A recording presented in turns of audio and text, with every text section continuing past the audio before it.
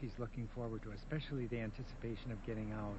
He's just strong. That was his final word. Let him know that I'm strong and anxious to get out of here and out of Israel and just start a life all over again. Yeah. He was just beaming, I must say. And he said the message to the world is that I have forgotten the last 16 years. I'm looking toward the future. I believe in a future of nonviolence. So did he say he'd do it all again? You know, he did. He said, of course I would. Isn't that incredible?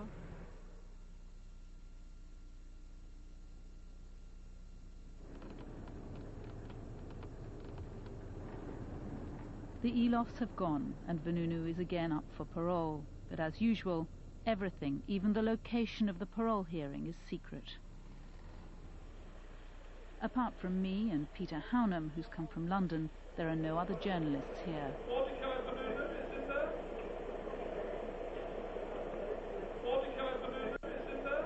Mordecai Vanunu in there. Is that where the case is being held?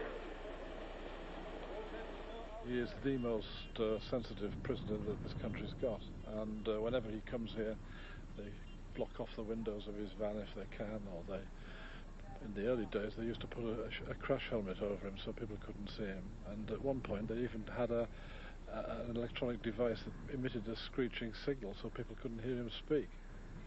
And yet, you and I are the only journalists here, the most sensitive prisoner Israel's got, and there's not a single member of the press here apart from you. Why do you keep coming?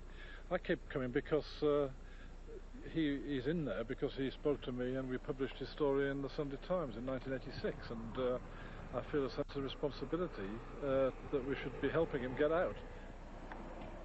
3 hours later, the hearing ended. As usual, Vanunu left behind darkened windows. In court, Horev's prosecutor had cited the war with Iraq as a new reason for blocking parole.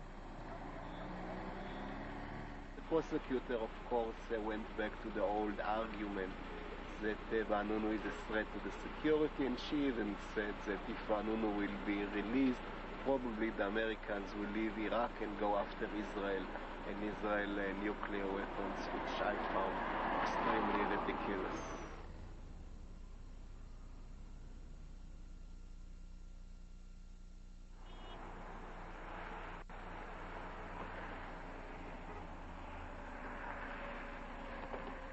Minnesota, the Peace Bridge, and a weekly ritual.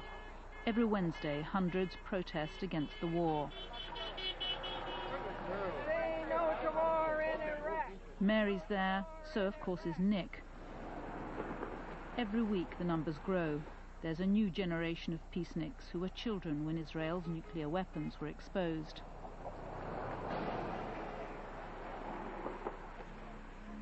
Have any of you guys heard of Mordecai Vanunu?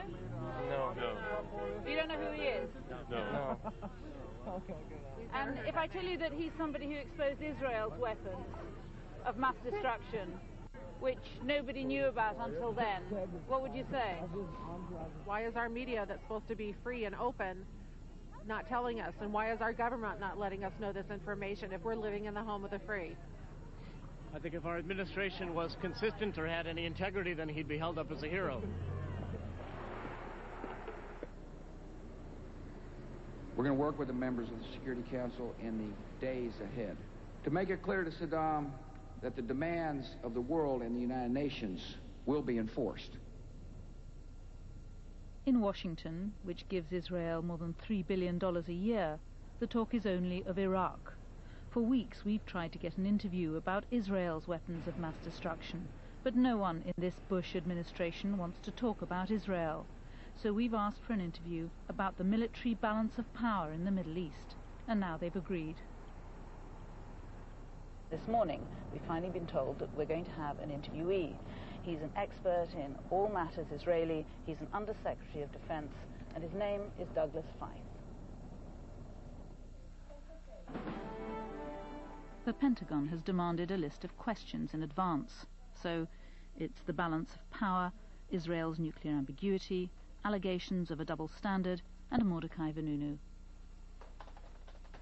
The gravest danger facing America and the world is outlaw regimes that seek and possess nuclear, chemical, and biological weapons.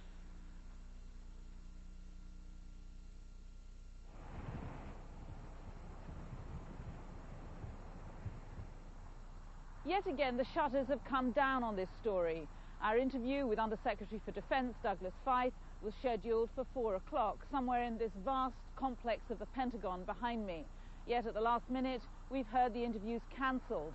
Questions about Israel, it appears, are strictly off limits.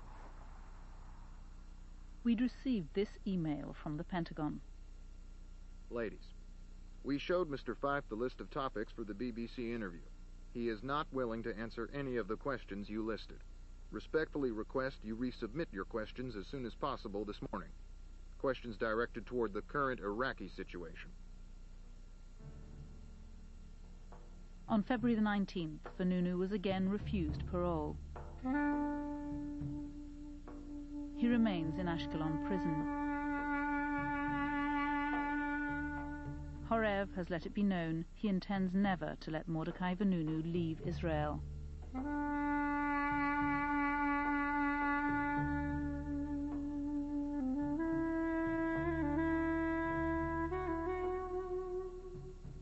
You can comment on tonight's programme by visiting our website at www.bbc.co.uk/correspondent.